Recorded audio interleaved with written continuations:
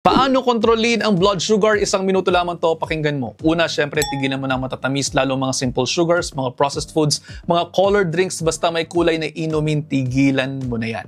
Pangalawa, kung kakain ka ng may carbohydrates, piliin ng complex carbohydrates. Kumbaga, between an apple juice at saka sa apple, dun ka sa apple. Mayroong fiber, ang mansanas mismo na tumutulong para sa pagkokontrol ng asukal, kaya hindi ka dapat matakot siya. Pero teka, hindi ko naman sinasabing laklakin mo at lantakan mo ang isang kahon ng mansanas.